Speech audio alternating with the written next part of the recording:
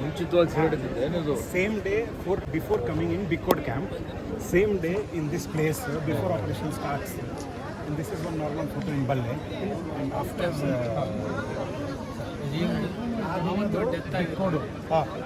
ಅವತ್ತೇ ಡೆತ್ ಆಗಿದ್ದ ಫೋಟೋ ಇದು ಅದೇ ದಿನದು ಈ ಕಡೆದು ಫೋಟೋ ಬಿಫೋರ್ ಸ್ಟಾರ್ಟಿಂಗ್ ಆಪರೇಷನ್. ಇದು ನಾರ್ಮಲ್ ಫೋಟೋ ಬಿಕ್ಕೋಡಿಂದ ಇಲ್ಲಿಗೆ ಬಂದಿದ್ದು. ಬಿಕ್ಕೋಡ್ ಕ್ಯಾಂಪಲ್ಲಿ ಕ್ಯಾಂಪ್ ಮಾಡ್ತೀನಿ, ಅಲ್ಲಿ ಇಲ್ಲಿ ಬಂದು ಸೆರೆ ಹಿಡಿಬೇಕು ಅಂತ ಕರ್ಕೊಂಡು ಬಂದಿದ್ದಾರೆ. ಬಿಫೋರ್ ದ್ಯಾಟ್ ಸರ್, ನಾನು ಅವತ್ತೊಂದು ವಿಚಾರ ಗೊತ್ತಾದ ತಕ್ಷಣ 0 ಅವರಲ್ಲಿ ನಾನು ಇದು ಮಾಡಿದ್ದೆ. ನಾನು ಬಂದ ಹೌದು ಪ್ರಸ್ತಾಪ ಮಾಡಿದ್ದೆ. ಬಂದು ಸಮಾಧಿಗೆ ಪೂಜೆ ಮಾಡಿ ಅನೌನ್ಸ್ ಮಾಡಿ ಹೋದ್ವಿ. ಬನ್ನಿ ಹೋಗೋಣ ಅಲ್ಲೇ ಫಸ್ಟ್ ಬೇರೆ actually sir was doing this 2017 ಅಲ್ಲಿ 17 ಇದೆಯಾ ಇದು? sir was Mysore ಆವಾಗ ಅರ್ಜುನ ಆಮೇಲೆ I was Mysore. You were there? Yes, I had come.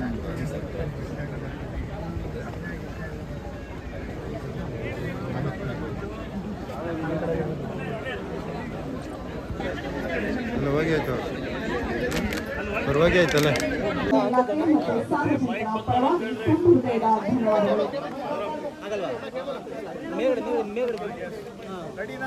Sir, ಒಂದು ಸ್ಟೆಪ್ ಕೆಳಗಿದ್ದ ಅನ್ಕೋಲ್ಲ ಸರ್. ಸರ್ ಅಲ್ಲಿ ಬ್ಯಾಕ್ಲೈಟ್ ಹೊಡಿತಾರೆ, ಸೂರ್ಯ ಹೊಡಿತದೆ ಸರ್. ಬ್ಯಾಕ್ಲೈಟ್ ಹೊಡಿತದೆ ಸರ್. ಬ್ಯಾಕ್ಲೈಟ್ ಹೊಡಿತದೆ ಸರ್ ಸೂರ್ಯ. ಇವತ್ತು ಫುಲ್ ಫೇಸ್ ಕಾಣೋದಿಲ್ಲ, ಮುಖನೇ ಕಾಣ್ತಲ್ಲ ಸರ್, ಫೇಸ್ ಕಾಣೋದಿಲ್ಲ. ಅದಕ್ಕೆ ದಯವಿಟ್ಟು ಮಾತಾಡಬೇಡಿ, ಬ್ಯಾಕ್ಲೈಟ್ ಫುಲ್ ಕೆಳಗಡೆ. ಇವತ್ತು ಹೆಸರೂರಿನಲ್ಲಿ ಅರ್ಜುನನ ಸಮಾಧಿ ಸ್ಥಳದಲ್ಲಿ ಅರ್ಜುನನ ಸ್ಮಾರಕವನ್ನು ಉದ್ಘಾಟನೆ ಮಾಡಿದ್ದೇವೆ. ಉಸ್ತುವಾರಿ ಸಚಿವರಾದಂಥ ಕೃಷ್ಣ ಬೈರೇಗೌಡರವರು, ಮಂಜು ಅವರು, ಸುಲಿಗೇಗೌಡರು, ನಮ್ಮ ಶೈಲೇಶ್ ಪಾಟೀಲ್ ಅವರು, ಶ್ರೇಯಸ್ ಪಾಟೀಲ್ ಅವರಿದ್ದಾರೆ, ಸಂಸದರು, ಇದರೆಲ್ಲ ಪ್ರಮುಖ ಮುಖಂಡಗಳು ನಾವೆಲ್ಲ ಭಾಗಿಯಾಗಿದ್ದೇವೆ. ಅರ್ಜುನನ ಪ್ರತಿಮೆ ಎದುರುಗಡೆ ನಿಂತುಕೊಂಡಂಥ ಸಂದರ್ಭದಲ್ಲಿ ಅರ್ಜುನನು ನೆನೆದಾಗ ಭಾಳ ದುಃಖ ಆಗ್ತದೆ. ಅರ್ಜುನ ನಮ್ಮೆಲ್ಲರ ಒಬ್ಬ ಹೆಮ್ಮೆಯ ಆನೆ.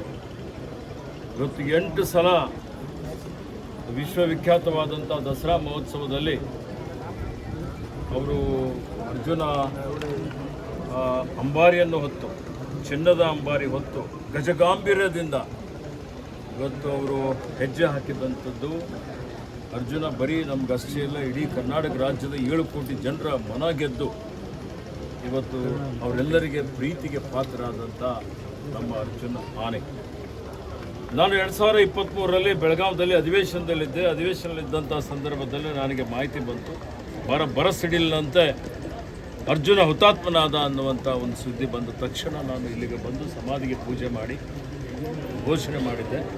ಅರ್ಜುನ ಸ್ಮಾರಕ ಮಾಡ್ತೀವಿ. ಮತ್ತು ಇವತ್ತು ಬಳ್ಳ್ಯದಲ್ಲಿನೂ ಸನ್ಮಾನ್ಯ ಮುಖ್ಯಮಂತ್ರಿಗಳ ಜೊತೆಯಲ್ಲೂ ಸಂಪರ್ಕ ಮಾಡಿದ್ದಾಗ, ಸಮಾಲೋಚನೆ ಮಾಡಿದ್ದಾಗ ಎರಡೂ ಕಡೆ ಸ್ಮಾರಕ ಘೋಷಣೆ ಮಾಡು ಅಂತೇಳಿ ನನಗೆ ಸೂಚನೆಯನ್ನು ಕೊಟ್ಟಿದ್ದರು.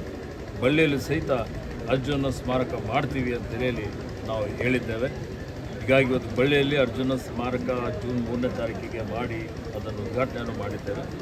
ಇವತ್ತು ಇಲ್ಲಿ ಈ ಸ್ಮಾರಕದ ಉದ್ಘಾಟನೆ ಆಗ್ತಾಯಿದೆ. ಅದರ ಉದ್ದೇಶ ಏನು ಅಂತ ಹೇಳಿದರೆ, ಇವತ್ತು ಅರ್ಜುನನ ಒಂದು ಸಾಧನೆ. ಇವತ್ತು ಅರ್ಜುನ ಏನು ಯಾವ ರೀತಿಯಲ್ಲಿ 1968ರಲ್ಲಿ ಕೆಡ್ಡಾ ಕಾರ್ಯಾಚರಣೆಯಲ್ಲಿ ಅರ್ಜುನನ್ನು ಸೆರೆ ಹಿಡಿಯಲಾಗಿತ್ತು. ಅದಾದಮೇಲೆ ನಮ್ಮ ಮಾವುತರು, ಕಾವಾಡಿಗರು ಅರ್ಜುನನಿಗೆ ಪಳಗಿಸಿದರು.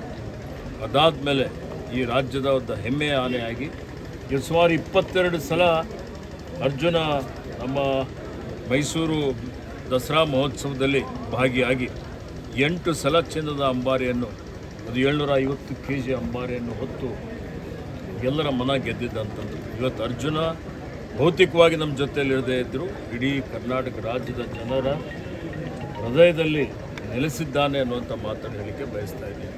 ಅಂದು ಏನು ಪುಂಡಾನೆ ಇತ್ತು ಇಲ್ಲೇ, ಆ ಪುಂಡಾನೆಗೆ ಸೆರೆ ಹಿಡಿಯುವಂಥ ಒಂದು ಕಾರ್ಯಾಚರಣೆ, ಅತ್ಯಂತ ಅಪಾಯವಾದಂಥ ಒಂದು ಕಾರ್ಯಾಚರಣೆ.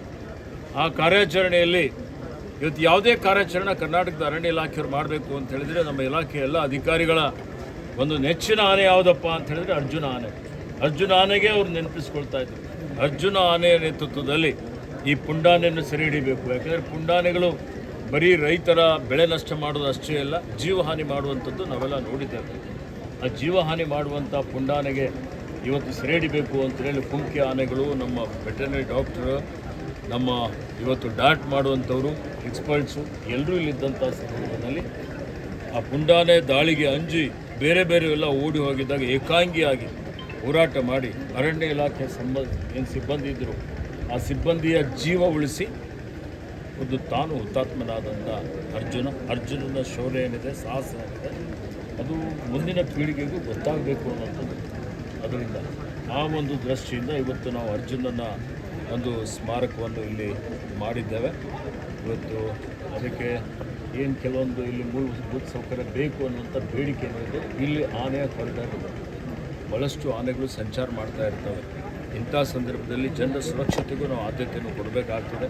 ಈಗಾಗಲೇ ಉಸ್ತುವಾರಿ ಮಂತ್ರಿಗಳ ಜೊತೆಯಲ್ಲಿ ನಾನು ಚರ್ಚೆ ಮಾಡಿದೆ, ಅದೇ ವಿಚಾರ ಅವರು ಅಭಿಪ್ರಾಯವನ್ನು ವ್ಯಕ್ತಪಡಿಸಿದ್ದಾರೆ.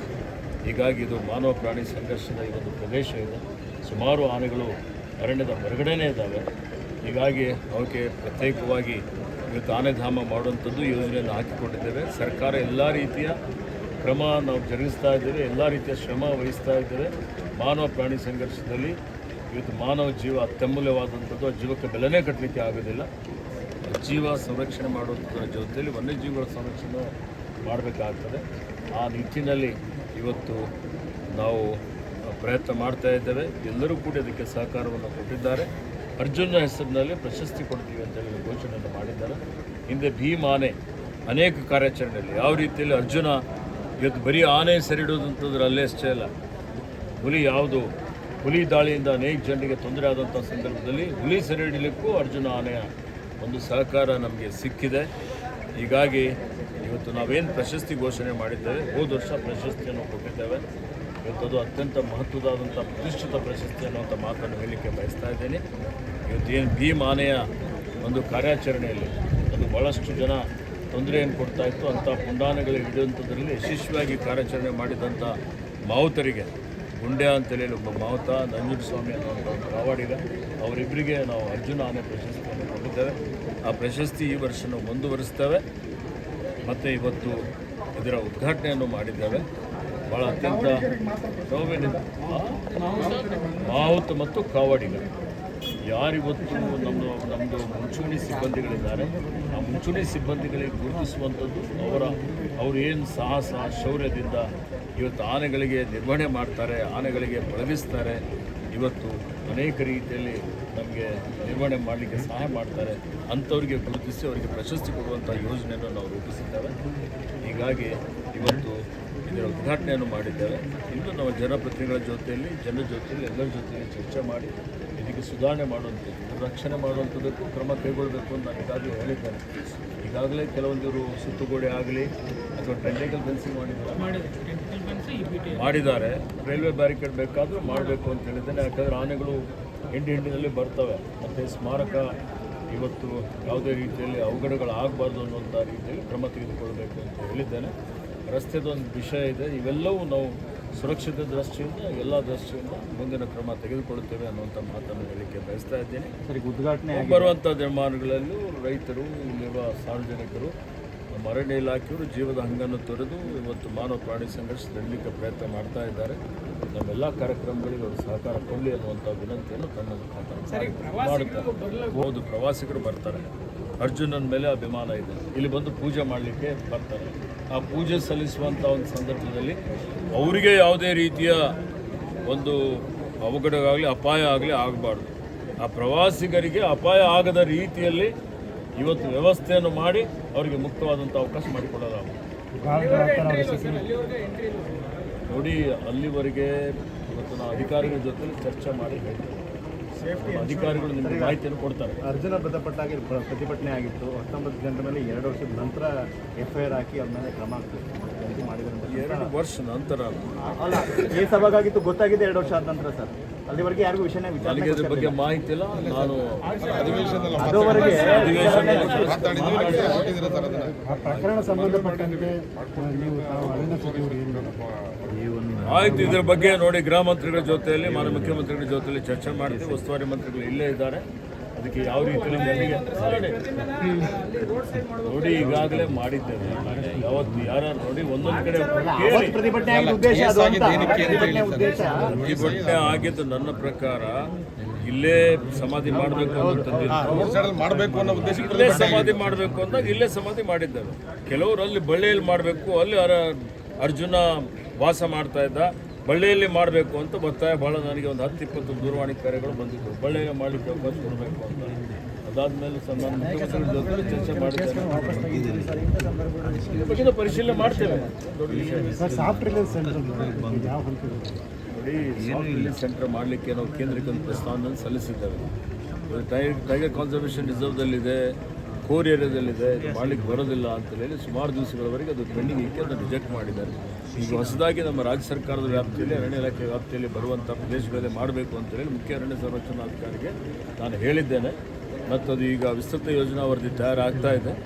1 ತಿಂಗಳ ಒಳಗಾಗಿ ಅದಕ್ಕೆ ಟೆಂಡರ್ ಮಾಡ್ತೀವಿ, ಮಾಡಿ ಸಾಫ್ಟ್ ರಿಲೀಸ್ ಮಾಡುವಂಥ ವ್ಯವಸ್ಥೆ ಮಾಡ್ತೀವಿ. ನೋಡಿ ಈಗ ಮಾಡಿದ್ದೇವೆ, ಎಲ್ಲವೂ ಮಾಡಿದ್ದೇವೆ, ಅದನ್ನು